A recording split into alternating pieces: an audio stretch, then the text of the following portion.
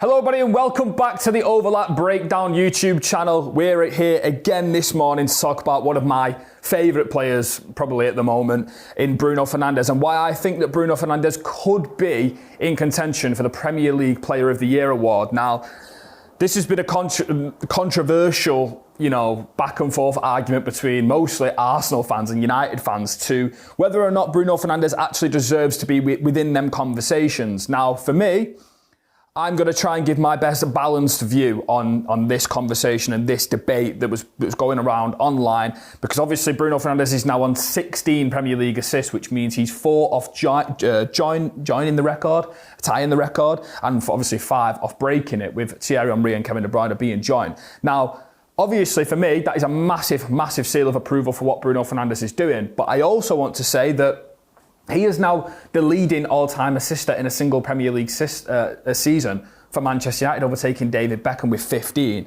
In this season, right now, in the 25-26 season, Bruno Fernandes has played 27 games, so he's not even played 30 games. He's not played every game for United this season in the Premier League, which is unheard of for Bruno Fernandes. But in that time, he's first for assists, first for chances created, first for chances created from open play, first for expected assists, first for passes played into the box.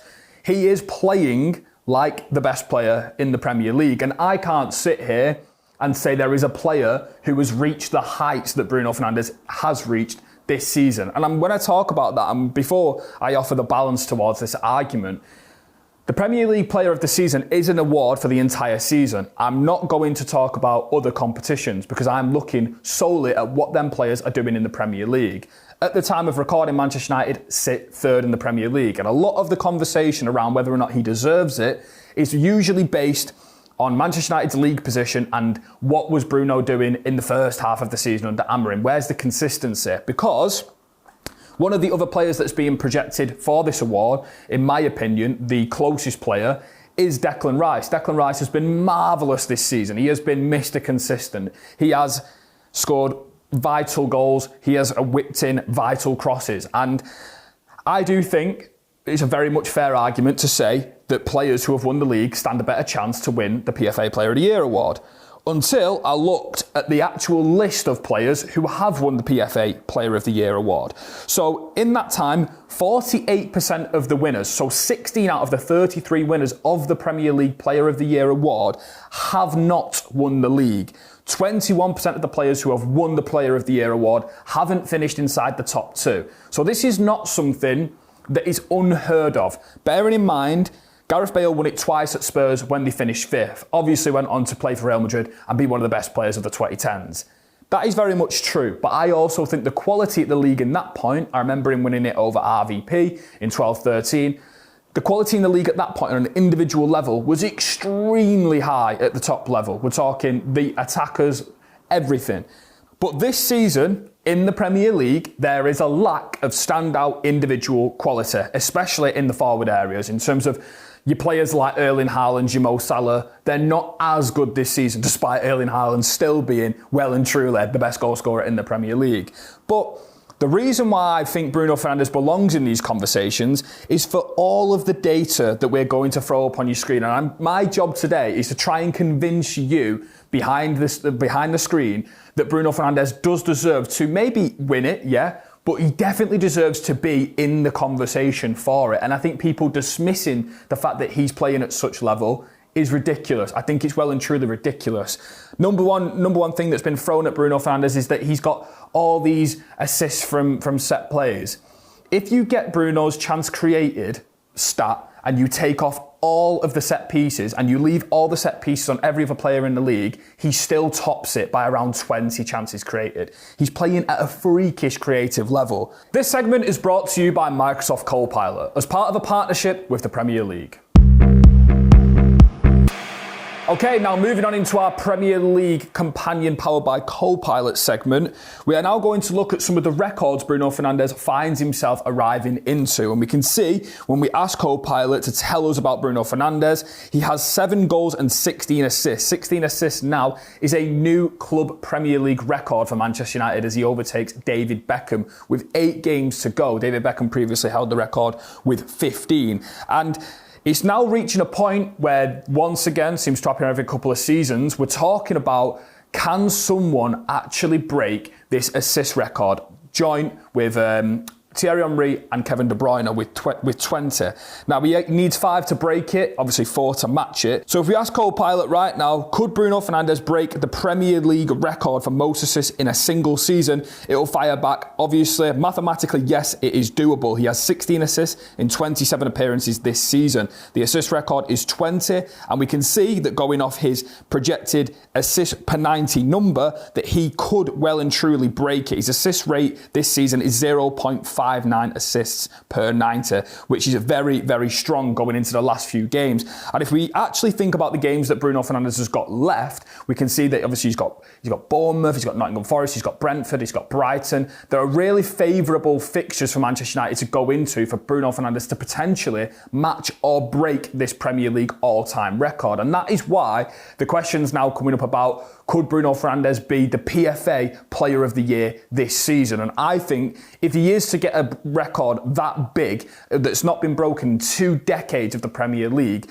then for sure he has to well be within the conversation, if not outright the clear favourite to get the PFA Player of the Year. And I think for me, Bruno Fernandes has been one of them players that when it comes down to team achievements, I've always withheld the same opinion that Bruno Fernandes is an absolute superstar in a team that is up and down across, always just messy in everything they do.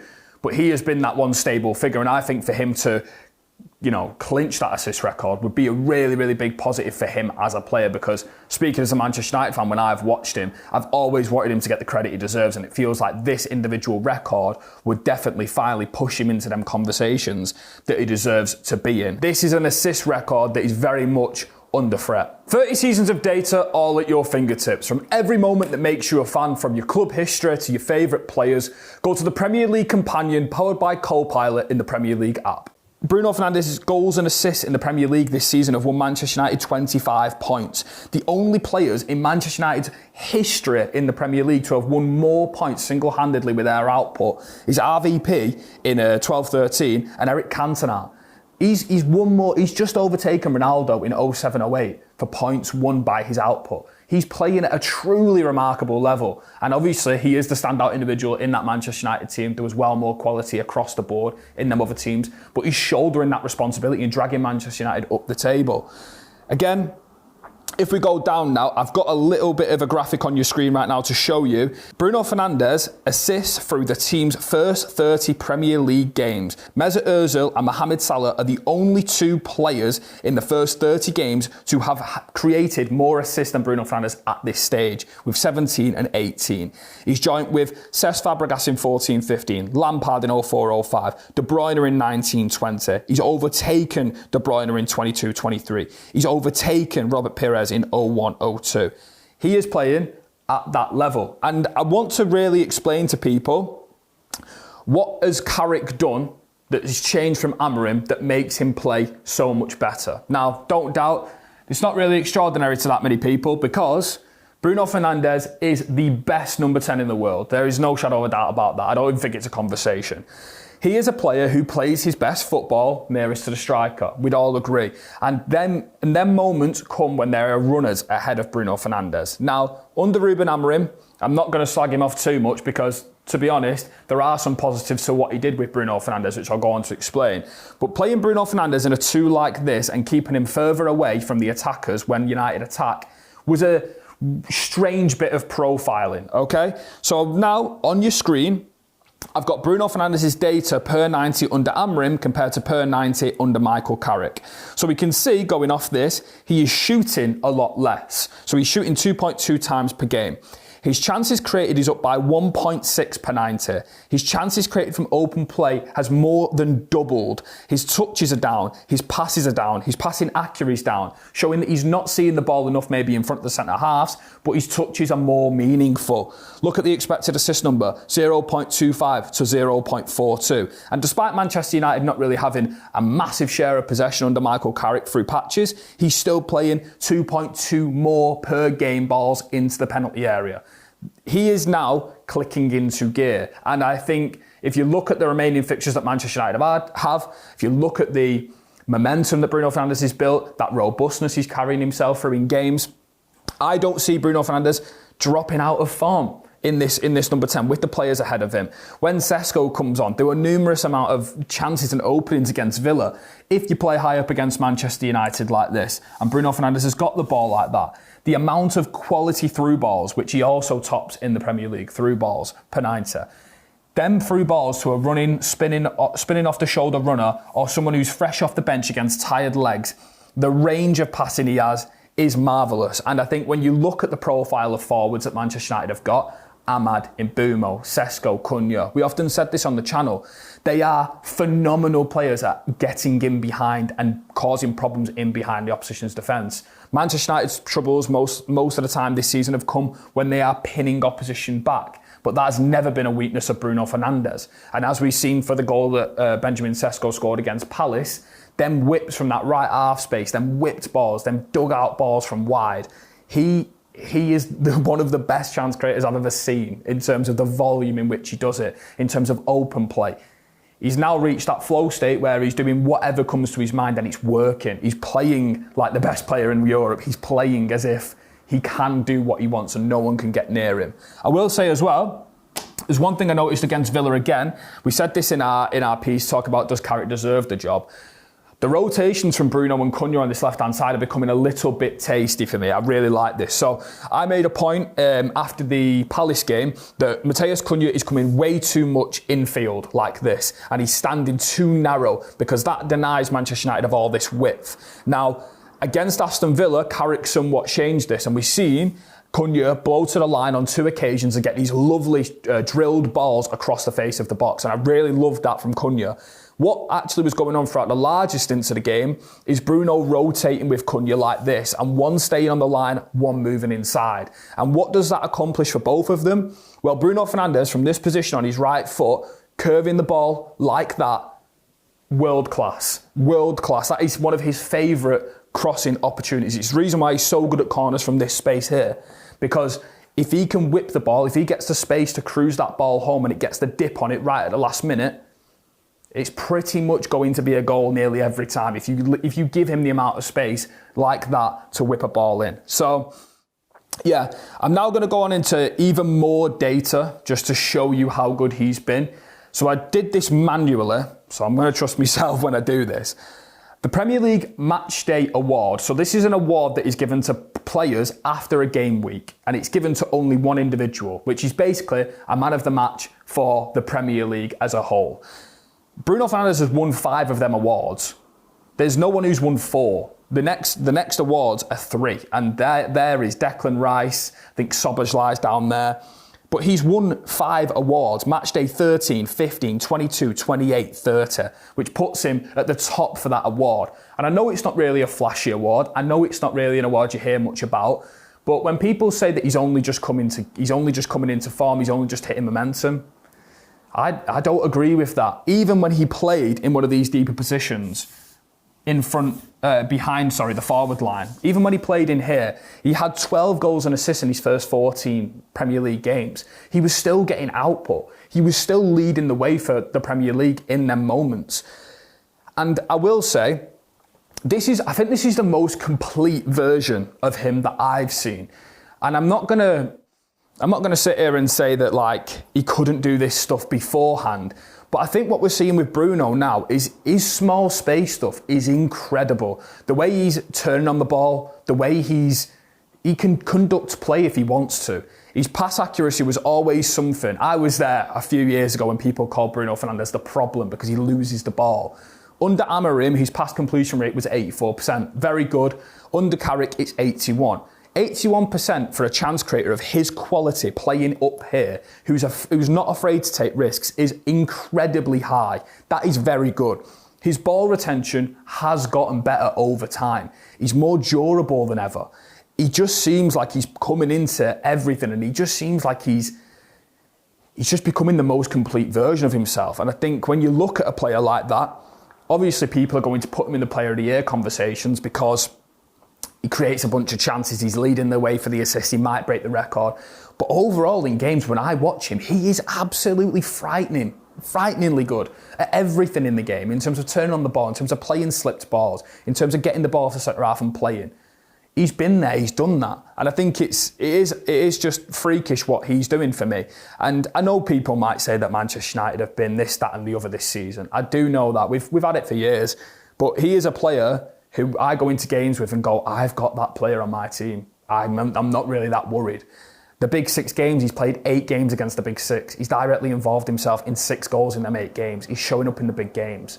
And I was saying this to my producer before, but I remember going to the Burnley at home match where we lost 2-0 at Old Trafford. And it was the week before Bruno Fernandes had been signed, I think, for Manchester United. And that was one of the darkest days for me, watching Manchester United. The stadium was flat. I was in the Stretford End. It was quiet as anything. It was raining. It was bucking it down. I was with 2 of my mates. Jay Rodriguez, I think, smashed one home from an impossible angle. We went home that day going, I really don't see what there is to get behind. All of our better players were really young lads. We didn't really have any senior leadership on the pitch. The quality throughout the 11 was poor. And then he come in and ridiculous, just absolutely ridiculous. He changed the tide of the club a little bit. And I know he's not got the team accolades to put himself in the conversations, but as a man who's watched Manchester United, and I'm early-ish 20s, but from a man who's like that era, who can't really remember, the 08 team week in, week out, he feels like someone who I'm watching and I'm going for the first time in my life recollecting football week in, week out. I'm watching him and going, Jesus, that is a world-class footballer who plays for my football team. That is a guy who is pulling a rabbit out of a hat every game, who is dragging us out of sticky situations every game. And unfortunately, we just don't have the team accolades for him to get the praise for it. And that is why I am sat here going, I desperately hope he wins a Player of the Year award or breaks the assist record, because they are monumental achievements. They are achievements you look back and you go, he actually did that. That's how good he was. He did that. Man United finished 3rd and he won Player of the Year. That's how good he was. And I'd love for that to be the case. But I don't know whether or not it will be the case. That is my overall feeling right now. I don't know whether or not that will be the case for Bruno Fernandes, because I do think Declan Rice has been outstanding. I mentioned that the sheer level of consistency in terms of what he's doing, the amount of chase down. I know because it's not a goal or an assist, it doesn't count. But them chase down blocks when he runs back to his own penalty area and he tackles, he intercepts, he wins the ball back, he climbs up the pitch with Arsenal. He has scored really important goals. I do think in the second half of the season he's been a little bit not as good as he was in the first half, but that's just game time. He's crashing, he's playing literally every game. But yeah, him, Gabriel Saliba will be worthy winners, yeah, 100%. But I think he's currently playing the best. I think he's in the best form of anyone in the Premier League throughout the entire season. I've not looked at anyone else for the entire season and gone, wow, like they're playing better than that right now. He's playing at a level that I'm like, wow, that is just, I've not seen that this season yet for a player. So, just before we finish, most games with 5+ chances created this Premier League season. There's only 2 players who have got 2 games where they've created 5+ chances. Ryan Cherki, Longstaff. Do you know how many Bruno Fernandes has had games with 5+ chances created? 12. 12. In nearly half of his games, he's created 5+ chances. That is an absolute joke. He has twice as many Premier League assists than anyone else this season. That's a joke. He's just an absolute joke. And now, obviously, he's now only the 3rd player to have hit 100+ goals and 100+ assists alongside Wayne Rooney and Ryan Giggs. Again, we're talking about that notoriety he now has amongst the greats at Manchester United. And I truly believe he belongs in them conversations. And yeah, he is just absolutely marvellous. Marvellous. And I've been wanting to champion him for a long time. And just before we wrap up as well, I've got this little bit of, again, manual analysis, manual data, which is always risky, but I'll do my best. He has now won obviously 25 points for Manchester United this season in the Premier League. That is the most of any player in the Premier League this season. He's won 6 more points than second place Erling Haaland. If we're talking about who wins the most points for their team, obviously Gabriel Saliba, Rice, they do it in different ways, I understand that. He's winning the most points for his team based on output, which usually is where the PFA Player of the Year award is drifted towards. So, and also, Kevin De Bruyne leads the way for key passes played in a single season in the Premier League with 114. Bruno Fernandes has got 2 seasons behind him with 109, 105, which are last season and the season before. He's currently on 98. So we could break that record as well. Ridiculous levels, ridiculous. And if you take away set pieces, and you put up the key passes record in a single season without set pieces, it's Ozil with 93. Bruno's got 71. He could well do that in the next 8 games. And that is the level we're talking about right now. He's on the verge of pushing himself into all-time conversations for the best chance creator, assist maker, playmaker in Premier League history on this season. So let me know who you think is going to win the PFA Player of the Year award, who you think is the best player in the Premier League currently. It feels wrong to discard players like Erling Haaland and Mo Salah from these conversations, but that's the reality of the Premier League this season. You're only as good as what you're up against. And Bruno Fernandes isn't potentially up against the best individuals we've seen for the last few years, but I think he is one of the best individuals we've seen in the last few years this season. So please let me know what you make of what he's doing this season, where you think the PFA Player of the Year award is going to go to, who you think the best player in the Premier League is, and we'll see you next time on the Overlap Breakdown channel. Thank you very much for watching.